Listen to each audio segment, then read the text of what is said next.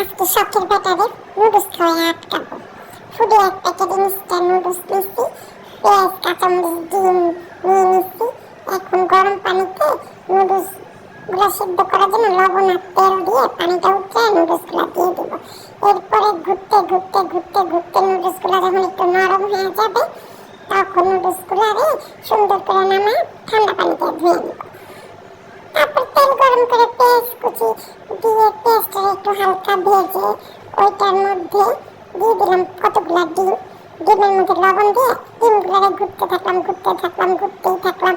তারপরে ডিমগুলা ঘুরতে ঘুরতে যখন ভাজা ভাজা হয়ে যাবে তখন পেঁয়াজ আর ডিম একসাথে মিশিয়ে দিয়ে দিলাম কাঁচামরিচ।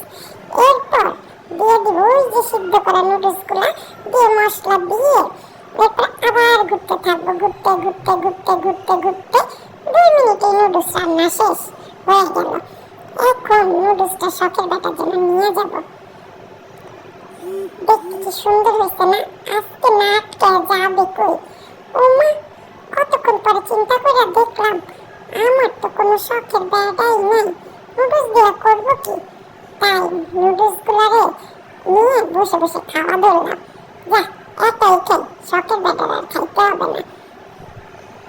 তো আবার আমার খাবার দিকে নজর দিও না, আমার আবার তাড়াতাড়ি নজর লেগে যায়।